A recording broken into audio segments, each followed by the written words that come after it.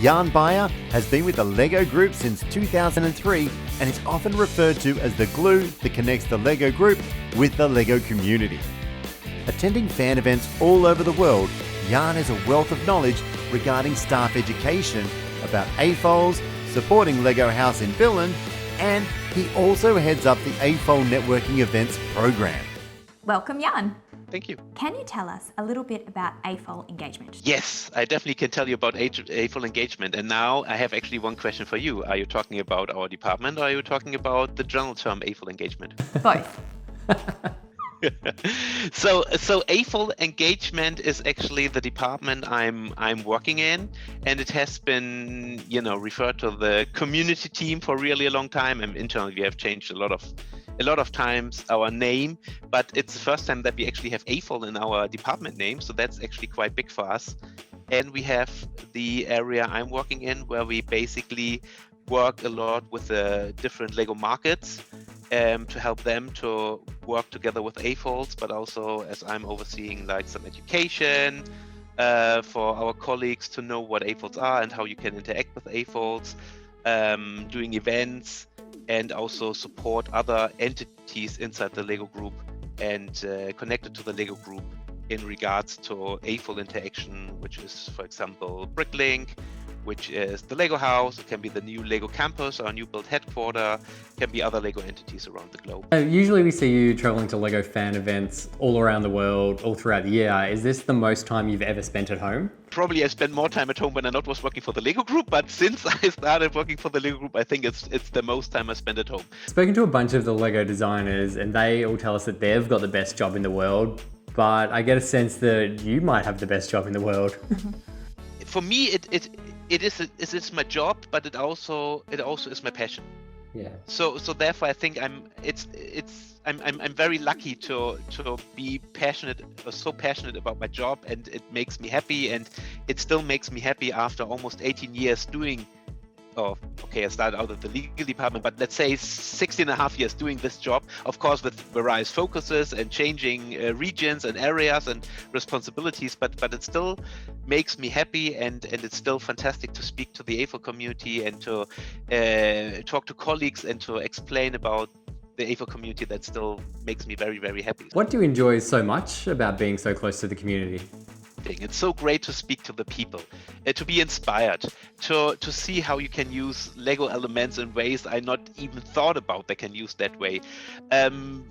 Talking to passionate people, seeing people to grow, to develop ideas, to be able to support some of these ideas, to make them happen, or to go to the next level, to bring the community together, to see how much people enjoy to meet each other, even they not speak the same language, they can talk LEGO to each other.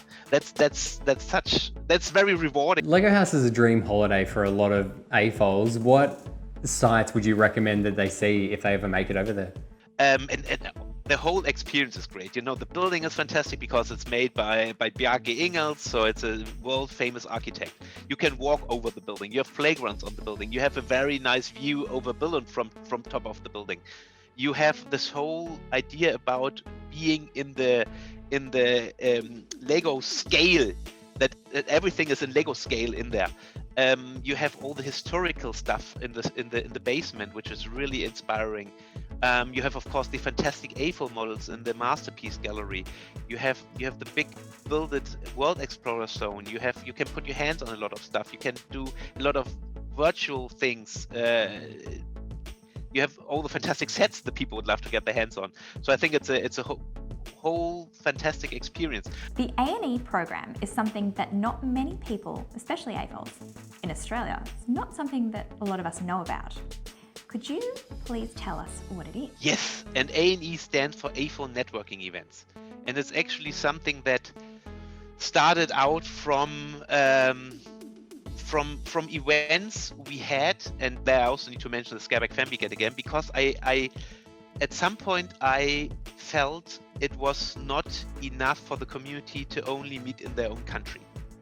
I saw that some people were traveling crossing borders to meet some other people. In Europe, it's very common, to leave your country and then go to another country to meet a few people. But you would, as most people would not necessarily book a flight ticket to an event in Norway when they live in Italy. So I felt we need to have events where we can get people more together. Lego started a kind of hub strategy where we had certain hubs in the world, which was like one in Enfield, one in Munich, one in London. And then time came up where we had all the conventions we were working with in North America. They were kind of sounds a bit wrong, but they became a bit vacant because we changed a bit our setup and there was not really a direct contact. So I got them integrated into this program, and then I thought we should change the name, so we changed it to AFOL Networking Event. The focus is on having the AFOLs coming together, having a lot of AFOLs coming together, having international AFOLs coming together, educate each other, socialize, enjoy the time together, playing games, teaching each other about building techniques or sorting strategies or whatever you can come up with, and making a great exhibition. So right now we have events in North America, like US and Canada. We have one in Japan, we have one in Portugal, and we have one in Denmark. Jan, Brickvention aims to be an event for all AFOLs and fans alike. What do you think about Brickvention becoming an A&E event? Definitely. I think it has been a long time underway. I have spoken to Michael in Japan. I had some interaction with other people. I have spoken to Lego Australia. We have a kind of selection committee of some very, very active AFOLs traveling to a lot of events.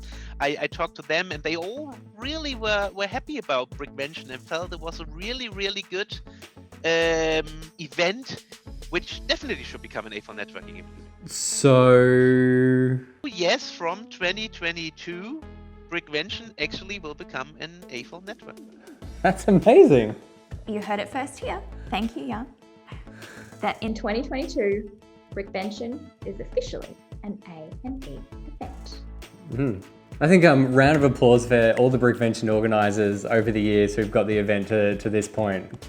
An immense thank you to Jan and your team for your consideration of Brickvention and the spectacular news that in 2022, Brickvention will be Australia's first A&E event. We will do all of the AFOLs of Australia and the world proud. Thank you so much, Jan. Definitely. Thank you. Keep an eye on this playlist, plus subscribe and set reminders so you don't miss a thing at Brickvention 2021.